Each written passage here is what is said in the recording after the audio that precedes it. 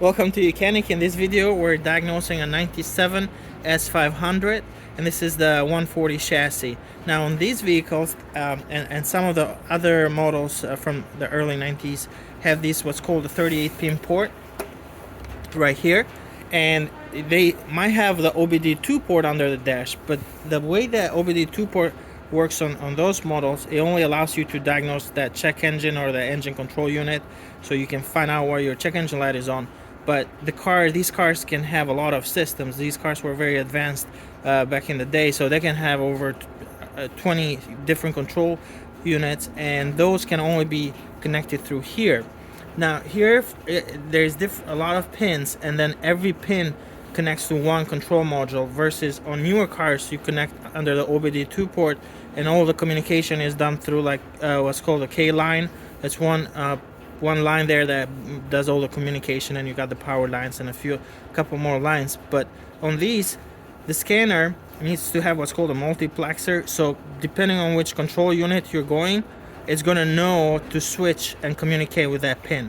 So we have this plugged in here. Make sure that's lined up properly, you don't want to damage those pins, and the multiplexer, and now we're connected. On this we have already selected our S500.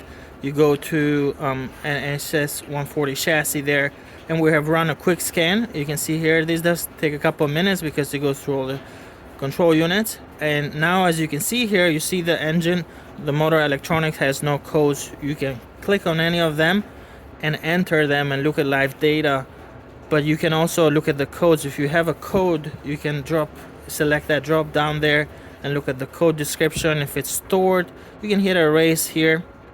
From this screen you can erase all the codes, but if you have a code down here, this is the instrument cluster. It's got all these codes that are all stored, so these should clear. But if you have a code that says current, like we have here, for example, in the air conditioning control unit, we have stored in current is sensor B10/4, in-car temperature sensor. That's open circuit, so that sensor could be defective or the wires to it. You got a couple more store codes for that control module for air conditioning control unit. These should clear, but that one is going to stay there.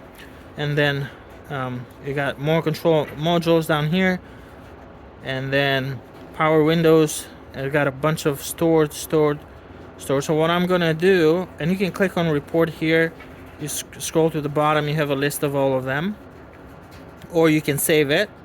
You can email, print it, or save it on the device. I'm gonna just save it, and then what we'll do is we'll hit erase, press yes, and it's gonna go through all those different control units, and it's going to clear all the codes that are stored. As you can see, it's doing that. It does take a few minutes for this step.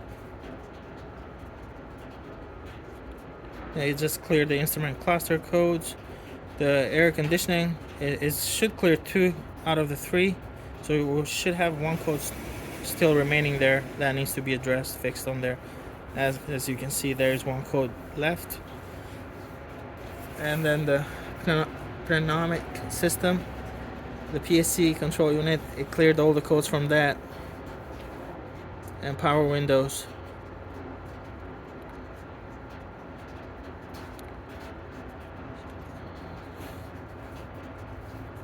So what we can do though, you can click, for example, the air conditioning control unit, and then you can enter that.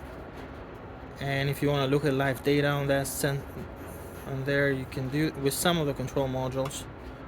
You can see the code is still there.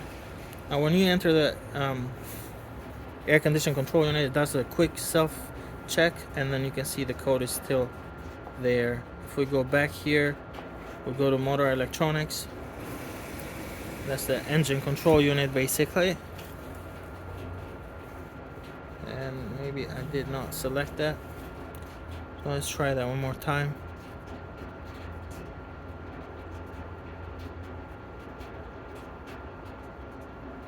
And then go to, you can read the codes. We didn't have any codes on this control unit, so let's go back where you can look at live data.